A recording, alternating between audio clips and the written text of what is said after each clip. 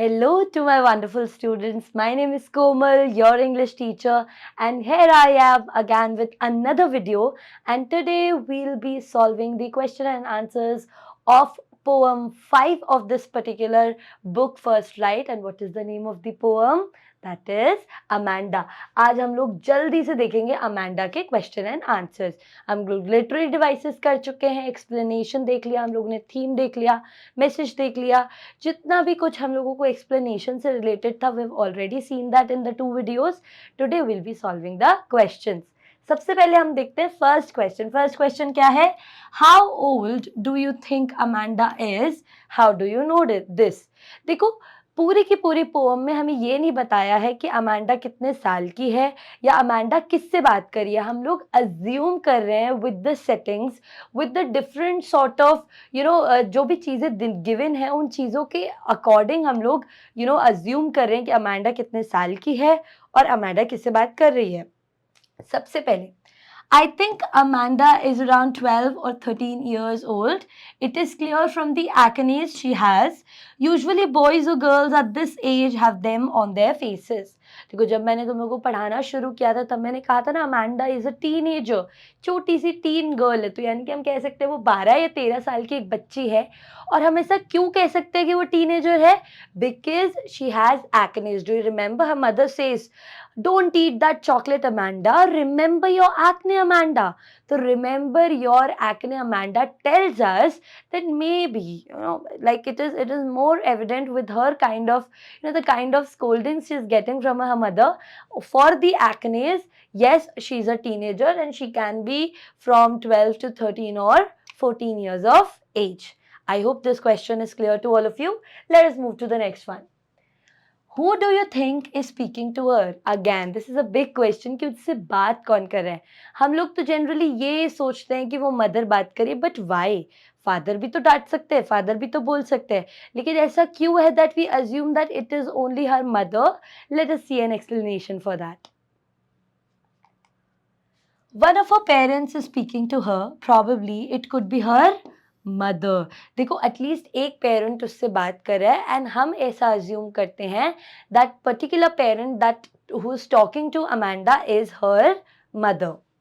We think this because it is general perception that children are taken care by their mothers at home.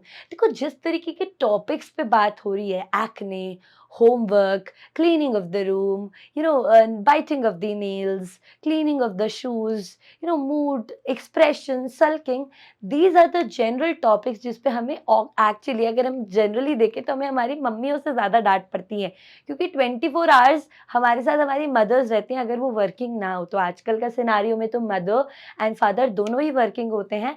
दुनिया बहुत बदल रही है, लेकिन अगर हम एक पुराने थॉट के हिसाब से जाएं तो mothers used to take care of the children at home and father used to earn the living for the house.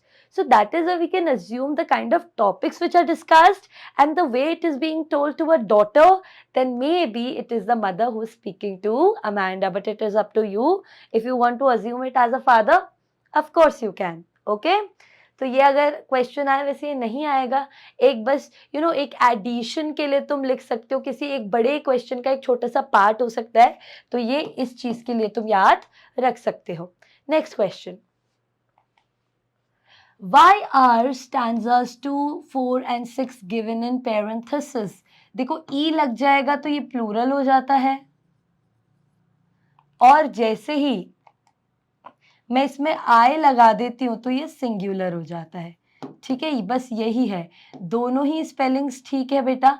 ये मत सोचना कि ESES सही है या SIS सही है, तो ऐसा नहीं है. Both are correct. One is singular, another one is plural.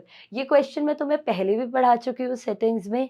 एक बार हम फिर से क्वेश्चन के फॉर्म में भी इसे पढ़ लेते हैं कि स्टैंजा 2, 4 एंड 6 को आखिर पेरेंथेसिस में क्यों गिवन है. ये पेरेंथेसिस, ये ब्रैकेट में क्यों लिखे हुए हैं? Let us see. Okay, parenthesis is a remark that is added as an explanation or afterthought into a passage. Please इस लाइन को रट लो, कहीं लिख लो, किताबें खोल के बैठे हो तो किताब के ऊपर एक स्टिकी नोट पे लिख लो, because this is very important. What is a parenthesis? It's a remark that is given as an explanation. ये एक remark होता है जो explanation की तरह दिया जाता है, एक after thought की तरह दिया जाता है, जिसके बिना हमें ऊपर की लाइनें समझना बिल्कुल मुश्किल हो जाती हैं. An explanation which is required to understand the above lines, that is what parenthesis is. तो 2, 4 and 6 को क्यों parenthesis, क्यों as an explanation and afterthought माना जाता है? Because so that is why 2, 4 and 6 are used in parenthesis to describe the reaction of the child Amanda towards her mother's continuous naggings. अगर हम लोग अमेंडा के रिएक्शंस को ना पढ़ें तो शायद हमें मदर की नैगिंग्स बिल्कुल यूजुअल एंड नॉर्मल लगेंगी, बट जब हम देखते हैं कि Amanda she sweeps herself, she very easily, very normally she drifts herself into a एक इमेजिनरी वर्ल्ड में खुद को स्नीक इन करती है, वो चली जाती है एक इमेजिनरी वर्ल्ड में where she is only and only yearning for freedom, silence, peace, isolation. तो ये थॉट हमें एक्चुअली मदर की नैगिंग्स को समझने में ज़्यादा मदद करते हैं. ये हमें बताते हैं कि Amanda is not really happy with the surroundings, with the constant naggings. Understood? It is also employed here to differentiate between what is said aloud by Amanda's mother and what is going on in Amanda's thoughts. और ये एक और चीज़ के लिए किया गया है, differentiate करने के लिए कि अमेंडा के दिमाग में क्या चल रहा है, अमेंडा का इमेजिनरी वर्ल्ड क्या सोचता है और रियलिटी में अमेंडा की मदर उसके साथ क्या कर रही है. तो in order to differentiate and also to understand Amanda's feelings towards the nagging better, the thoughts of Amanda, 2, 4, 6 stanzas, 2, 4, 6 are given in parenthesis. I hope this is understood by all of you. There is, बहुत कुछ technical नहीं था. Next, we'll see. Who is the speaker of in stanzas 2, 4 and 6? Do you think the speaker is listening to the speaker in stanzas 1, 3, 5 and 7? देखो 2, 4, 6 जितने भी even numbers के stanzas हैं, they are the stanzas of Amanda's thoughts, Amanda's imagination. But Amanda की mother वाले हैं सारे odd number वाले, और वो है 1, 3, 5 and 7. अब देखते हैं कि क्या एक्चुअली अमेंडा अपनी मदर की बातों को सुन रही है, how is she reacting. This is what the question is all about. The speaker in stanza 2, 4 and 6 is Amanda. 2, 4 और 6 स्टैंजा की स्पीकर कौन है बच्चों? Amanda is the speaker of that stanza. We think that she is not listening to what her mother says in stanza 1, 3, 5 and 7. And हम बहुत clearly इस चीज को बता सकते हैं that she is actually not listening to her mother at all. Why? Because the moment her mother nags at her mother scolds her, reprimands her, she simply sneaks into an imaginary world where she's seeking silence, she's seeking freedom, she's yearning for isolation. She's completely lost in her thought. She imagines herself as a mermaid, an orphan and a रेपेंजल. वो बिल्कुल अपने ख्यालों में खोई हुई है और अपने ख्यालों में वो एक मर्मेड है, एक ऑर्फन है और एक रेपेंजल है. हियर वी कैन से कि वो एकदम यूनिक बच्चे बनना चाहती है. She doesn't want to be normal. She doesn't want the normal naggings, the normal scoldings which she's been getting for so long. Now she wants isolation, complete aloofness. I hope this question is clear to all of you. Let us move to the next one. What could Amanda do if she were a mermaid? What would have Amanda done? अगर वो actually mermaid होती, अपने thoughts में भी जब वो mermaid थी तो वो क्या कर रही थी? This is what we are going to answer in this particular question. The little girl Amanda wants to be a mermaid and the only resident of the beautiful green sea. देखो जो Amanda है वो एक mermaid बनना चाहती है and she wants to be the sole inhabitant of that sea. जिस sea की वो मर्मेड है, जिस समुद्र की वो मर्मेड है, वहाँ वो चाहती है कोई और क्रीचर ना हो. There should be no living thing around her. She wants complete isolation. उसे बिल्कुल एलूफनेस चाहिए, उसे सॉलिटरी लिविंग चाहिए. And that is why she wants, ये कह रही है कि मुझे मर्मेड भी बनना है और मुझे अकेला उस जगह का अकेला वासी भी बनना है. She thinks her life will be very relaxing in the sea and she will be taken away with the currents of the water. और वो सोच रही है कि उसकी वहाँ पर लाइफ, क्योंकि वहाँ पे कोई शोर नहीं होगा, कोई डांटने वाला नहीं होगा, नॉइस नहीं होगी, एकदम पीसफुल एनवायरनमेंट होगा और वो चुपचाप से आराम से जो सी का वाटर के करंट्स होते हैं, जो फ्लो ऑफ वाटर होता है, उस पर आराम से ड्रिफ्ट करती रहेगी. She wants to seek a little inactivity. थोड़ी सी उसे इनएक्टिविटी चाहिए, शांति चाहिए. और उसने कहा जब ऐसा हो जाएगा तो that would be a very relaxing moment for Amanda. वो बहुत ज़्यादा एक रिलैक्सिंग मोमेंट होगा. She will be able to enjoy her freedom. और वो क्या करेगी, फाइनली अपनी फ्रीडम को एंजॉय कर पाएगी, जो फ्रीडम उसे घर पे नहीं मिलती, क्योंकि उसकी मदर उसको कॉन्स्टेंटली डांटती है, क्योंकि उसकी मदर उसे कॉन्स्टेंटली एक वेल मैनर्ड चाइल्ड बनाने की कोशिश करती है. So she is done with that. She wants to be a mermaid. She wants to be the sole inhabitant of the sea. She wants to live a solitary life. Along with that, she would be drifting blissfully on that sea, and that would be the moment of relax. That would be the moment of precious freedom that Amanda is yearning for. I hope ये समझ में आया होगा सबको. Let us move to the next one. Is Amanda an orphan? Why does she say so? क्या Amanda सच में एक orphan है? और वो अगर ऐसा नहीं है तो why does she really want to be an orphan? चलो देखते हैं. बहुत simple question है. No, Amanda is not an orphan as she is constantly being nagged by one of her parents in the poem. देखो Amanda बिल्कुल भी orphan नहीं है, क्योंकि we can see in the poem itself, we can feel and see and hear the presence of one parent around her. उसके around एक parent की presence हमें पूरी तरीके से फील होती है, जो कि उसे बार बार इंस्ट्रक्शंस दे रहे हैं, बार बार डायरेक्ट कर रहे हैं, बार बार उसे नैग कर रहे हैं, डांट रहे हैं. This is what we can see by the poem itself. But why she says so? She said so because she is depressed by the continuous scolding and wants to see complete isolation.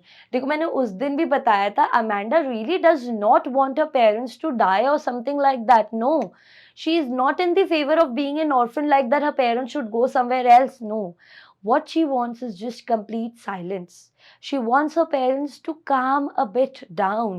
She wants to tell her parents that the constant naggings are actually giving her anxiety and depression. She is suffering a lot due to that constant scolding. अगर हम किसी भी बच्चे को इतना डांटेंगे, इतना nag करेंगे, इतना परेशान करेंगे, टोक टोक करेंगे, तो बच्चा अल्टीमेटली कुछ अच्छा नहीं कर पाएगा. वो परेशान ही होगा, वो स्ट्रेस आउट ही होता रहेगा. And that is why Amanda is saying, she said that I want to be an orphan. Orphan here is a synonym, or rather you can say orphan is a word here which is used as a substitution for isolation, substitution for silence and peace. I hope you understood this. And उसके आगे वो बोलती है, she feels that it would have been much better and peaceful if she would have been an orphan who would roam freely in the street. और वो ये सोचते कि अगर वो बिल्कुल completely अकेली हो जाएगी, जहाँ पर पीस होगी, तो आराम से उसको जो मन करता है वो करेगी. she would not be scolded, she would not be nagged at on every single thing. अगर वो नंगे पैर भी स्ट्रीट्स में घूमती है तो भी उसे कोई डांटने वाला नहीं होगा. And she wants that. She wants complete isolation. She wants that nobody should tell her what to do, because she wants to experience a bit of freedom. Being an orphan is just her imagination of being completely alone, just as being a mermaid or Rapunzel. जो चीज़ मैं कह रही हूँ वही लिखी है इसमें, कि orphan से उसका मतलब है उसे complete isolation चाहिए. जैसे उसे mermaid और Rapunzel बनना है, वैसे ही उसे orphan को वो किससे signify करना चाहती है, loneliness से signify करना चाहती है. चलो, we'll see the next question. Do you know the story of Rapunzel? Why does she want to be a Rapunzel? क्या तुम्हें रेपेंजल की कहानी पता है? और अमांडा रेपेंजल ही क्यों बनना चाहती है? वो एल्सा, स्नो वाइट, बहुत सारी प्रिंसेस है, बहुत सारी फेरीज हैं, but why she selected Rapunzel only? Let us see the answer. The story of Rapunzel is of a girl who is captured by an old witch in a tower. The old witch climbs up the tower with the help of Rapunzel's very long hair, which she let down for her through a window of the tower. तो देखो रेपेंजल एक वो princess थी जिसके बहुत लंबे golden बहुत ही beautiful hair थे, एंड वो एक दिन वो एक टावर में होती है, उस अपने अच्छे से एक एक palace kind of a thing में होती है. तो एक विच आती है, विच उससे हेल्प मांगती है, और वो अपने बहुत ही जो ब्राइट हेयर है उनको नीचे करती है, और विच उस उन हेयर से चढ़ के ऊपर उस टावर के अंदर आ जाती है, और वो वहीं पर ही मैजिकली स्पेल बाउंड करके रेपेंजल को वहां बंद कर देती है. ठीक है, तो यहाँ पर देखो Rapunzel was enjoying her life, but जैसे ही उसने अपने ब्राइट हेयर को नीचे लेट डाउन किया, तो she got an interference in her life, and that intervention was done by the witch. No, Amanda is saying something same. Like look, Amanda wants to be a Rapunzel herself so that she could go far away from her parents. वो भी एक अकेले से tranquil and rare tower के अंदर रहना चाहती है. She wants to stay in the tower where there is tranquility, there is no one, there is loneliness, aloofness, and there she would not have the constant scoldings. She feels that life in the tower will be very calm, and she makes it a point that to never let down her hair for any visitors. So अब वो ये भी बोल रही है कि वहाँ पर लाइफ बहुत शांत होगी, बहुत पीसफुल होगी, वहाँ फ्रीडम होगी, वहाँ साइलेंस होगी. और वो ये भी बोल रही है the way Rapunzel did it, the way she let down her bright hair for the witch and for the prince also. बाद में वो प्रिंस के लिए भी ब्राइट हेयर को लेट डाउन करती है, प्रिंस भी क्लाइंब अप करके आता है और उसे बचा लेता है. So she is saying that I am not going to do that. I really do not want any sort of intervention. ना ही मैं चाहती हूँ कि कोई मुझे यहाँ से बचाए, क्योंकि वो टावर जहाँ पर मैं अकेली रहूंगी, वहाँ पर फ्रीडम होगी, वहाँ पीस होगा, वहाँ ट्रैंक्विलिटी होगी, और वो सब मेरे लिए सबसे ज्यादा प्रेशियस है. She is so fed up with the constant naggings. Just give me a second. Huh. She is so fed. Just give me a minute.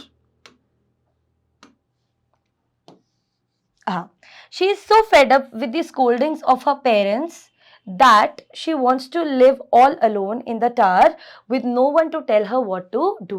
अब वो इतना fed up हो चुकी है अपने पेरेंट्स से, वो इतना ज़्यादा परेशान हो चुकी है अपने पेरेंट्स से, that she doesn't want to live around anyone. वो सिर्फ अकेले रहना चाहती है, और कुछ टाइम के लिए, for some time she really wants to feel कि how one feels when there is silence all around. कैसा फील होता है जब कोई आपको डांटता नहीं है, कोई आपको बार बार टोकता नहीं है. वो फीलिंग अमांडा को चाहिए, and that is why she is yearning to become a Rapunzel. I hope आप लोगों को समझ में आया होगा. Last is, no, not the last question. I think we have more questions after this. What does the girl yearn for? What does this poem tell you about Amanda? देखो अब ये इसको क्या चाहिए, what does she really want in her life, and ये हमें Amanda as a girl के बारे में क्या बताता है. This is what we are going to read in this particular question. देखो, the girl yearns for freedom and peace in her life. She is constantly scolded for her mistakes. She is only, देखो उसकी कोई बहुत बड़े बहुत बड़े सपने नहीं है. उसको ऐसा नहीं है कि उसे आईफोन चाहिए, ट्रिप पे जाना है, ये चाहिए या वो चाहिए, नहीं. She wants simple things in her life, कि अगर उससे कोई गलती होती भी है तो she doesn't want to get scolded for that continuously. वो ये नहीं चाहती कि उसे बार बार कोई डांटे इस बात पे, वो ये नहीं चाहती कि उसे बार बार कोई टोका टाकी करे. She just wants freedom and a bit of silence. Her parents want her to be a well-mannered and an obedient girl. और उसके parents on the other hand चाहते हैं कि वो एक well-mannered और obedient girl बने. Amanda does not like all these instructions and scoldings. She takes these in a very negative way and wants to run away from all these and her parents. And Amanda इन सारी चीज़ों को बहुत negatively लेती है क्योंकि उसके साथ ये बहुत ज़्यादा हो रहा है. पेरेंट्स को भी समझना चाहिए बहुत ज़्यादा उसे स्कोल्ड ना करे, लेकिन यहाँ पर भी अमांडा इन सारे कंसर्न, इन सारी डांट को बहुत ज़्यादा नेगेटिवली लेती है and she wants to run away from all these things because she is only wanting some sort of freedom and some sort of silence. But she should also understand the parents are doing it only for her own good. Okay? बहुत easy था and I think बहुत ही repetitive हो गया ये हमारा, बहुत बार हम लोग ये चीज़ पढ़ चुके हैं, तो मुझे नहीं लगता कि अब किसी भी बच्चे को इसमें कोई कंफ्यूजन होगी. Read the last stanza. Do you think Amanda is sulking and is moody? And last standards तक क्या तुम्हें लगता है कि अमांडा एक्चुअली बहुत ही गंदे फेसेस बनाती है, सल्किंग है, और क्या वो बहुत ज़्यादा मूडी बच्ची है? Late us see that. Yes, Amanda is sulking. She is not happy with her surroundings. She often escapes to the world of daydreams. So, of course, Amanda actually sulking है. She sulks, she makes faces, she gives out a loud expressions, loud expressions on her faces, on her face. On the, those expressions were rather the reactions to all to the constant naggings of her mother. जो भी constant nagging उसकी mother उसको करती है, उसी का reaction में Amanda gives those extreme expressions. Sometimes she gives, sometimes she doesn't, because more oftenly she would escape into a dreamy world where she would imagine herself to be a mermaid, to be a Rapunzel, or to be an orphan. When she comes back to the world of harsh reality, she seems to be sulking and moody. जब वो वापस आ जाती है reality में और उसकी mother उसे drag करके रियलिटी में ले आती है और बोलती कि भाई why are you not listening to me? At least look at me. Where are you? What are you thinking of? And when she is dragged back into the reality, she oftenly, she becomes moody, she gives expression, she makes faces. She feels that she's not free and is under a constant pressure of trying to be a well-behaved girl as per her parents' demand. और उसे लगता है कि उसे constantly try करना पड़ता है एक वेल मैनर्ड लड़की बनने के लिए, बार बार उसे डांटा जाता है, and that is the only thing which makes her very Moody and sulking, because she is not liking the confinement, the constant pressure that she is put upon, the constant nagging that she's been given away with by the mother, and she really wants to seek freedom and silence. And with this, we're done with the question and answers of this particular poem, and we're done with the 5th poem of First Flight. I hope ये समझ में आई होगी. और कोई भी question है, कोई भी doubt है, so make sure you write that down below. I'll surely solve your doubt. Bye bye all of you. For your grade 10 preparations, please stick to Koval ma'am and stick to Mission Guy. Bye bye बच्चों, take care.